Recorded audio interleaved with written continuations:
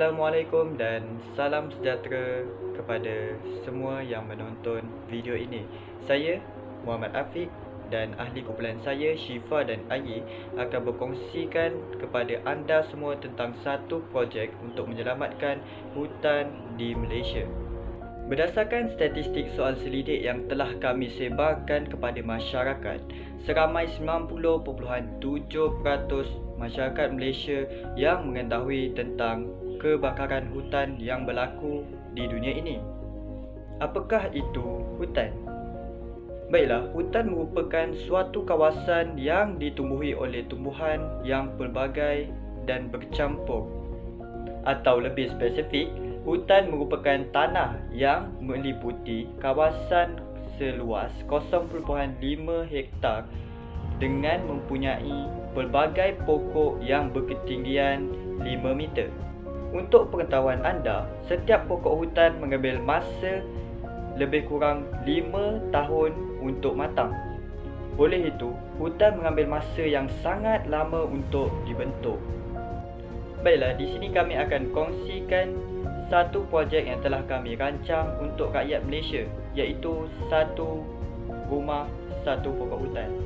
Berdasarkan tema Hari Kebangsaan tahun 2020, iaitu Malaysia Prihatin, saya berharap agar ramai rakyat Malaysia yang mengikuti projek ini. Seperti mana yang korang semua tahu yang isu kebakaran hutan semakin membimbangkan di negara kita dan di seluruh dunia. Berdasarkan Kelatan Akhbar Berita Harian pada 25 Ogos 2019, telah berlaku kebakaran yang melibatkan 98 hektar kawasan hutan yang disebabkan oleh cuaca yang sangat panas dan angin yang terlampau kuat. Terdapat juga 80 hektar kawasan hutan simpan yang terbakar di Kuala Langat, Selangor pada tahun ini juga. Selain itu, terdapat juga isu kebakaran di luar negara seperti yang berlaku di Australia pada awal tahun ini yang telah mengakibatkan ribuan koala dan kanguru mati akibat daripada cuaca yang terlampau panas. Cuaca yang terlampau panas ini telah mengakibatkan kebakaran hutan. Berita ini sangat menyayat hati dan membimbangkan, terutamanya kepada pencinta alam.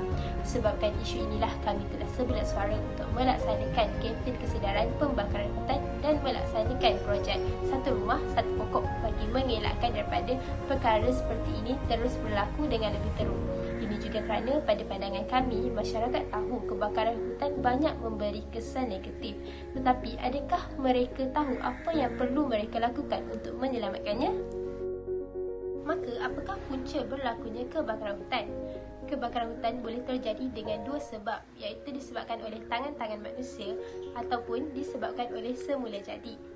Berdasarkan statistik soal selidik yang telah kami laksanakan, lebih separuh daripada 300 responden mengatakan perkara ini terjadi akibat daripada sikap manusia. Sikap ketamakan manusia ini telah menyebabkan kemusnahan hutan. Walaupun mereka sebenarnya tahu bahawa hutan penting untuk kelangsungan hidup, mereka tetap membakar hutan kerana wang. Sikap seperti ini seharusnya tidak patut ada di dalam kalangan masyarakat kerana ianya jelas memberi kesan buruk kepada komuniti setempat. Seramai 73 orang mengatakan isu ini terjadi disebabkan oleh pemanasan global. Kes seperti ini yang berlaku di Australia yang disebabkan oleh cuaca yang sangat panas. Kebakaran hutan boleh terjadi apabila wujudnya 3 elemen, iaitu dengan kehadiran oksigen di udara, bahan bakar dan haba.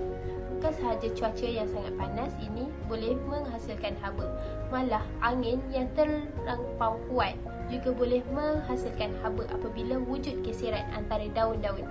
Antara punca semula jadi yang lain adalah kemarau dan panahan kilat. Punca semula jadi ini lebih sukar untuk diatasi berbanding punca bukan semula jadi kerana kita tidak dapat mengelakkannya daripada berlaku. Sebenarnya, banyak kesan negatif daripada isu kebakaran hutan ini.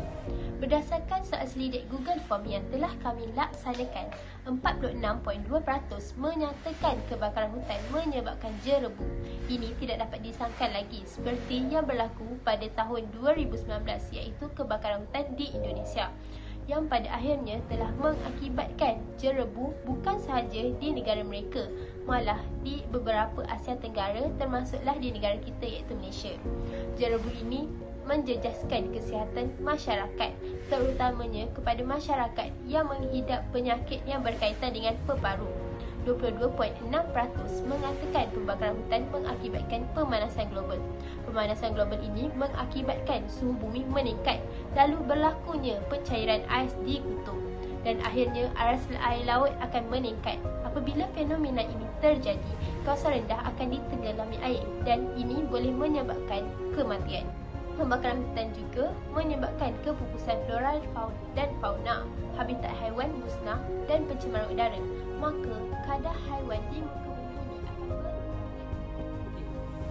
Dalam melaksanakan projek Satu Rumah Satu Pokok Hutan ni, banyak cabaran yang kita kena lalui.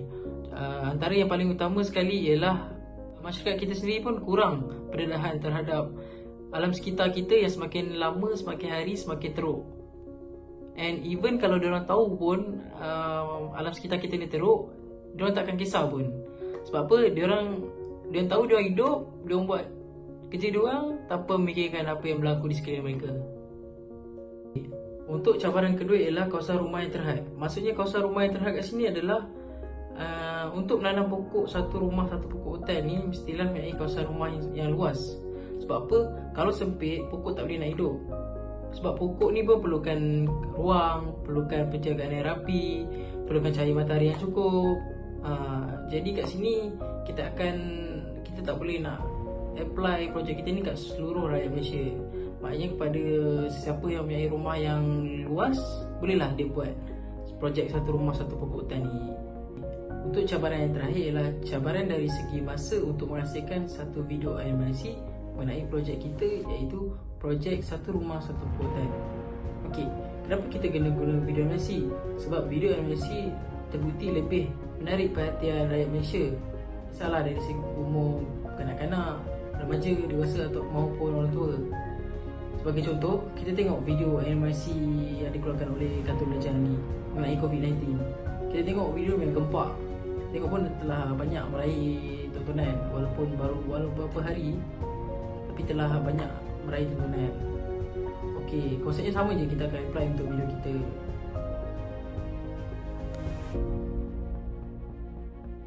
Langkah pertama, pihak kerajaan perlu menyediakan satu video animasi ringkas tentang kebakaran hutan. Video itu perlu menerangkan tentang projek Satu Rumah Satu Pokok Hutan dan ganjaran yang akan diberikan kepada masyarakat yang menyertai projek ini. Kemudian, video animasi tersebut akan disiarkan di televisyen dan juga di media sosial. Seterusnya, masyarakat boleh mendapatkan pokok hutan di kedai pokok berhampiran ataupun di Jabatan Perhutanan Negeri. Jika berlakunya kebakaran hutan di sesuatu kawasan, masyarakat yang menanam satu pokok hutan ini perlu menghubungi Jabatan Perhutanan Negeri dan menyerahkan pokok yang telah dia tanam. Kemudian, penanaman semula pokok hutan di kawasan kebakaran hutan dilakukan oleh masyarakat Malaysia. Akhirnya, kawasan hutan yang terbakar tersebut dapat dipulihara dengan cepat oleh pelbagai pihak.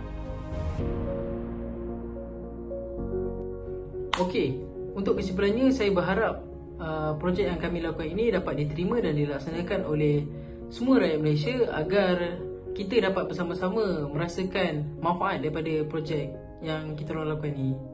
Sekian sahaja daripada kami. Assalamualaikum dan terima kasih.